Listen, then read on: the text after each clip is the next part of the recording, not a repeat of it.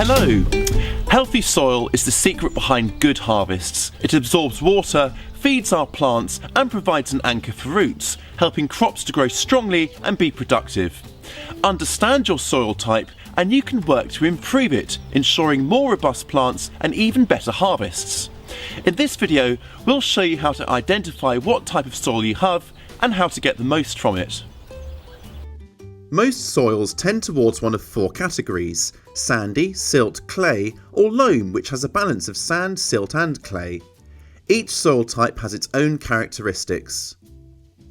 Sandy soils, also described as light soils, are made up of very large particles, which gives a gritty texture.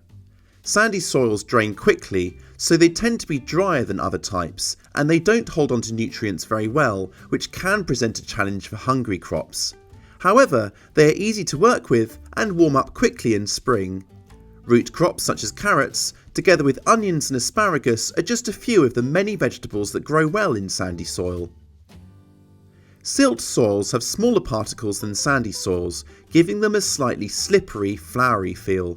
This type of soil holds onto moisture and nutrients for longer.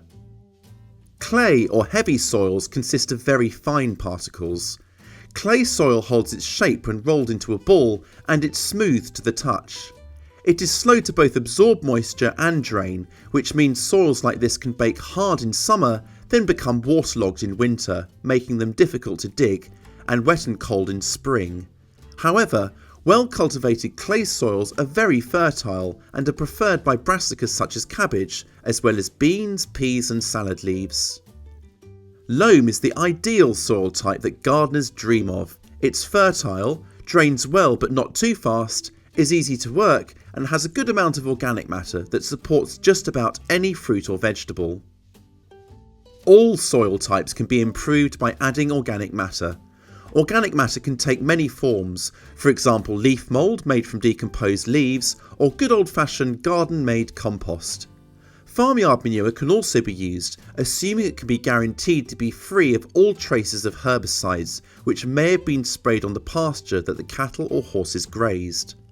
Organic matter of any type should be well rotted so it can easily be incorporated into the soil.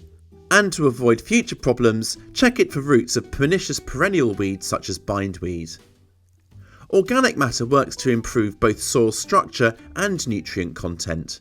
In light sandy soils it works as glue, binding particles together to improve its ability to retain moisture and nutrients. For heavy clay soils it opens them up so they can drain more easily. No matter what your soil type, it will truly benefit from regular applications of organic matter to feed and sustain the plants grown in it. You can add organic matter at any time of year, but the end of the growing season is an especially good time. Barrow it onto vacant ground, then spread it out to a depth of at least 2 inches or 5 centimetres. It's usually not necessary to dig it in, just leave it on the surface over winter, and by spring the worms in the soil will have done a great job of incorporating most of that organic matter into the soil. Should any remain on the surface, you can always fork it in a few weeks before it's time to sow or plant. Organic matter may also be laid around established fruit trees, shrubs and canes, and around perennial vegetables such as artichoke or asparagus, where it will have the twin benefits of feeding the plants and suppressing weeds. Do this towards the end of winter. Soil pH determines whether a soil is acid, alkaline or somewhere in between. Knowing your soil's pH will help you to decide what to grow in it. For example, particularly acidic soil is great for acid lovers like blueberry, while soil with a higher or alkaline pH is preferred by brassicas such as cabbage and cauliflower. Test your soil using a pH test kit. The accompanying colour chart will help determine whether your soil is acidic, neutral or alkaline. For best results, take soil samples from several parts of your plot so you can decide which areas need amending.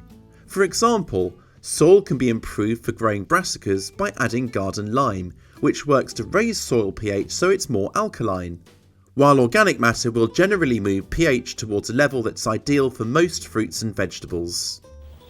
Getting a little familiar with the soil that sustains our crops means we can keep it in tip-top condition, and your crops, well, they'll reward you for it. Let us know what type of soil you have and how you look after it in the comments section below. And don't forget to subscribe if you haven't done so already.